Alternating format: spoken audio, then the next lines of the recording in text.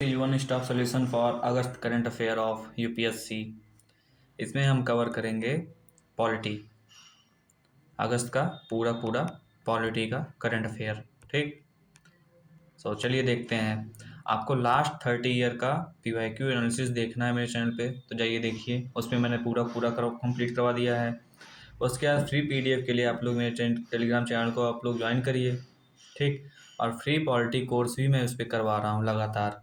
ठीक है, 7-8 चैप्टर हो चुके हैं। जाइए उसको देखिए। And the dream dream big achieve big, समझ में आया? मतलब बड़ा ड्रीम आप लोग देखिए और बड़ा चीज़ों को अचीव करिए। ठीक, चलिए, this is all for UPSC 2026। Our first current affair is the constitution, मतलब एक अमेंडमेंट बिल आया इसमें। ठीक, कौन सा नंबर का? 138 नंबर का।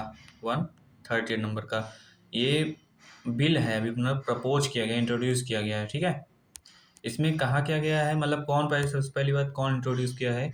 यूनियन होम मिनिस्टर ने इंट्रोड्यूस किया है। ठीक है, इसमें बोला क्या गया है कि पीएम हो गए, सीएम हो गए, ठीक है, या फिर अदर मिनिस्टर हो गए, स्टेट के मिनिस्टर्स हो गए, या फिर यूटी के कोई मिनिस्टर, यूटी मतलब यूनियन टेरिटरी के मिनिस्टर्स हो गए, अगर वो लोग लगातार लगातार का मतलब है कि 30 डेज के लिए, कंजिक्यूटिव 30 डेज के लिए वो लोग लगातार कस्टडी में हैं। ठीक है, उनको रिमूव करने का प्रपोजल दिया जा सकता है। ठीक, क्या किया जा सकता है? रिमूव करने का प्रपोजल दिया जा सकता है। यही चीज़ इसमें कहा गया है। ठीक है, जिसमें पीएम है, सीएम है, उसके अदर मिनिस्टर्स हैं, स्टेट गवर्नमेंट के मिनिस्टर हैं, और यूनियन टेरिटरी के दिल्ली के जो मिनिस्टर्स हैं, वो अगर 30 दिन के लिए लगातार कंजिक्यूटिव डे के लिए कस्टडी में हो रहे हैं, उनको क्या किया जाएगा? रिमूव करने का प्रपोजल दिया जाएगा। ठीक, इसमें देखिए, ये तो हुआ करंट का पार्ट, लेकिन हमारे लिए इम्पोर्टेंट क्या है? देखिए, ये जो बिल प्रपोज किया गया है, इसमें आर्टिकल 75, आर्टिकल 164 एंड आर्टिकल 239 ए इसको अमेंडमेंट किया जाएगा। इसमें बिना इसमें अमेंड किए नहीं हो पाएगा, मतलब ये एक्ट नहीं बन पाएगा। ठीक है, अब ये सब चीज़ें हैं क्या, ये आर्टिकल में है क्या, क्या आता है? देखिए, आर्टिकल 75 में आपको पता है काउंसिल ऑफ मिनिस्टर्स आते हैं। ठीक, जिसमें अपॉइंटमेंट, रिस्पॉन्सिबिलिटी और टेन्योर रहता है काउंसिल ऑफ मिनिस्टर का। कौन से काउंसिल ऑफ मिनिस्टर? सेंट्रल के। कहाँ के? सेंट्रल के, है ना? उसके बाद आर्टिकल 164 में क्या है कि काउंसिल ऑफ मिनिस्टर्स आते हैं, लेकिन कहाँ के? स्टेट लेवल के। ठीक, अब देखिए, आर्टिकल 75 में एक स्टेटमेंट आता है, हमेशा क्वेश्चन बन के आता है, वो council of minister correctly responsible for to the Lok Sabha. जो काउंसिल ऑफ मिनिस्टर है किसके लिए रिस्पॉन्सिबल है? लोकसभा के लिए। दे देगा ऑप्शन में बदल के कि पीपल के लिए, पार्लियामेंट के लिए, ऐसे ऐसे करके दे देगा, लेकिन किसके लिए रिस्पॉन्सिबल है? लोकसभा। ठीक, और आर्टिकल 239 ए में क्या है कि ये स्पेशल स्टेटस देता है NCT, national capital territory of Delhi को। ठीक, यही दिया है। कब ये इंसर्ट किया गया था? 69 कॉन्स्टिट्यूशनल अमेंडमेंट एक्ट 1991 में। ठीक, और फोर्स में कब आया था? 1992 में आया था। ठीक है, ये रहा हमारा पहला करंट अफेयर। क्या था कि एक बिल प्रपोज किया गया है, किस चीज़ के लिए? रिमूव करने के लिए PM, CM, other ministers, state के मिनिस्टर्स और एलटी के, मतलब यूटी के मिनिस्टर्स को। ठीक है, वो भी किस चीज़ के लिए? 30 डेज, अगर कॉन्जिक्यूटिव लगातार वो 30 डेज कस्टडी में है, तो उसके बाद उनको प्रपोज किया जा सकता है। ठीक, कि उन्हें रिमूव किया जाए। अब दूसरा हमारा करंट क्या है? ये है ऑनलाइन गेमिंग पे रेगुलेशन एंड प्रमोशन के लिए, जो रियल गेम था, रियल मनी गेम, इसको बैन कर दिया गया है। ठीक, बैकग्राउंड नॉइज हो रहा है बहुत ज़्यादा, आप थोड़ा कोऑपरेट करिए, कोई बात नहीं, आप लोग कंटेंट पे फोकस करिए। देखिए, हमारा ये नेक्स्ट कौन सा टॉपिक है? The promotion and regulation of online game act. ठीक, ये एक्ट है, ऊपर क्या था? वो बिल प्रपोज किया था, ये एक्ट है।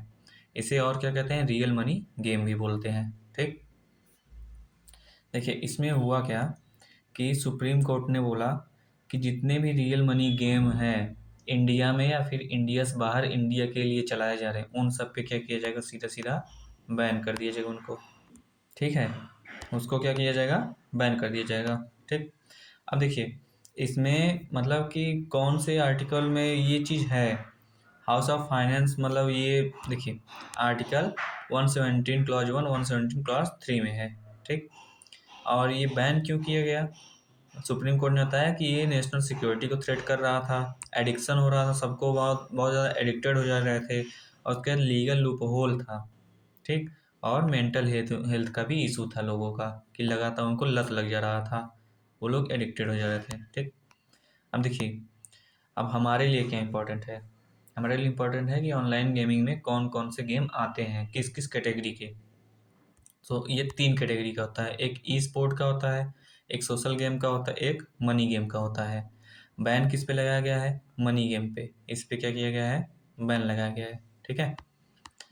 अब सुनिए, ई स्पोर्ट का मतलब है कि जो कंपटीशन होता है स्पोर्ट्स के बीच में, कंपटीशन जो होता है उन्हें ई स्पोर्ट बोलते हैं, जिसमें कुछ स्किल क्रिएट होता है, कुछ लोगों को पैसे भी मिलते हैं जीतने के बाद। ठीक। और उसके बाद सोशल गेम क्या होता है? इसमें पैसे नहीं होते हैं, ये सिर्फ इंटरटेनमेंट के लिए होता है, लर्निंग के लिए होता है, सोशल इंटरेक्शन के लिए होता है।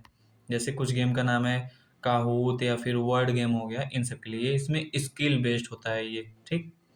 लेकिन जो ये ऑनलाइन मनी गेम होता है, ये क्या चीज़ होता है? इसमें पैसे लगाने पड़ते हैं। ठीक है। पैसे लगाएंगे, जीते तो ठीक, हार गए तो फिर गया। और इसमें मतलब कौन कौन सा गेम आता था? Dream eleven, rummy, poker, WinZO, ऐसे ऐसे करके गेम आते थे। ठीक है। सो इन्हीं पे क्या किया गया? बैन लगाया गया है। ठीक। अब बैन किस जगह के लिए लगाया गया है? क्या सिर्फ इंडिया में मतलब जो वो हो रहा है कि मतलब चलाया जा रहा है बस उनके लिए? नहीं, जो इंडिया से बाहर भी इंडिया के लिए चलाया जा रहा है, उन पे भी बैन लगाया गया। देखिए, within territory and outside the territory of India, इन पे लगाया गया बैन। सो रिकैप क्या है कि ऑनलाइन गेम 3 तरीके के होते हैं, ई स्पोर्ट, सोशल गेम्स और मनी गेम्स। 3 तरीके के होते हैं। बैन किस पे लगा गया है? मनी गेम पे। इसको और क्या बोलते हैं? रियल रियल मनी गेम बोलते हैं, रियल टाइम मनी गेम। ठीक। चलिए, नेक्स्ट क्या है? Commercial prohibited speech not part of the fundamental rights, supreme court ने बोला। अब ये है क्या, इसको समझिए। Commercial prohibited speech not part of the fundamental right, supreme court ने बोला है। ये है क्या? देखिए, अब जैसे कुछ एक्टर्स हो गए या फिर यूट्यूबर हो गए, ये लोग कुछ भी बोलते रहते हैं। ठीक है। गाली देते हैं अपने वीडियोज में, या फिर कोई कॉमर्शियल एडवर्टाइजमेंट करते हैं। सो उन्हीं को देखते हुए सुप्रीम कोर्ट ने कुछ मतलब बताया। वो बोला, सुप्रीम कोर्ट ने बोला कि देखिए, ये आर्टिकल 19 क्लॉज 1A में ये नहीं आता है, कॉमर्शियल स्पीच और जो प्रोहिबिटेड स्पीचेस हैं ये सब नहीं आता है। ठीक है। सो ये होता क्या है? हेट स्पीच या फिर प्रोहिबिटेड स्पीच क्या होता है? ऐसा स्पीच जो कि प्रमोट करता है किस चीज़ को? वायलेंस को, हेट्रेड को, एनमिटी को। ठीक है। जो हेट पहुंचाए सबको, मतलब घृणा होने लगे लोगों से ऐसा सुन के। और ये किस चीज़ को इफ़ेक्ट करता है? रिलीजियन को, रेस को, कास्ट को, एथनिसिटी को, इन सबको इफेक्ट पहुंचाता है। ठीक है।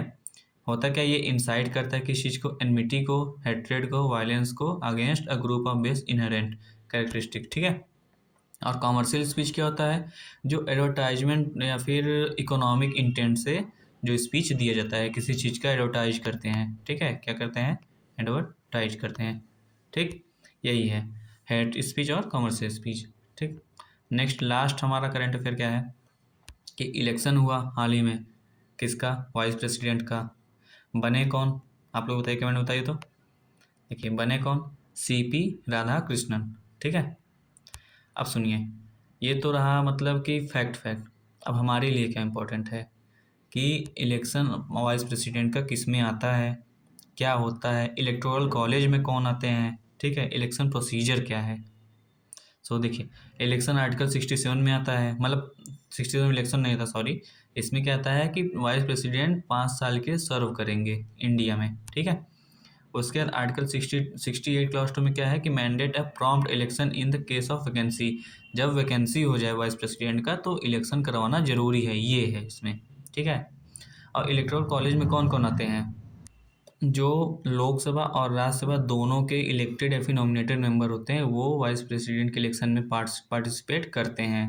इस टाइम कितने भी मतलब कितने स्ट्रेंथ है, 782 MPs हैं दोनों को मिला के, ठीक है। प्रोसीजर क्या है कि इसमें 20 रिक्वायर मतलब वो चाहिए, रिक्वायर्स चाहिए, और 20 प्रपोजर, 20 रिक्वायर चाहिए क्या, किस चीज़ का, प्रपोजर्स का, और 20 सेकेंडर्स का। 15,000 डिपॉजिट चाहिए इसमें, ठीक है। और उसके बाद first preference vote is compulsory, मतलब ये फर्स्ट प्रेफरेंस वाला वोट है, ऐसे ऐसे करके रहता है बैलेट पेपर, इस पर फर्स्ट सेकेंड थर्ड ऐसे प्रेफरेंस दिया जाता है, इस चीज़ का है, ठीक है। तो यही था हमारा करंट अफेयर अगस्त का, पॉलिटी का, बस इतना ही था, इसमें से इससे ज़्यादा कुछ नहीं था, ठीक है। अब नेक्स्ट हमारा आईआर का करंट अफेयर रहेगा, उसके बाद जियोग्राफी का रहेगा। सो आप लोग को अपडेट करिए, अगर शॉर्ट शॉर्ट में आप लोग को जल्दी जल्दी करंट अफेयर पढ़ना है। सो इस चैनल को देखिए यूपीएससी पल्स, इसमें मैंने बहुत चीज़ों को कवर करा दिया है, और स्ट्रेटजी भी मैंने डाला है कि नेक्स्ट 5 मंथ का हमारा स्ट्रेटजी क्या होना चाहिए।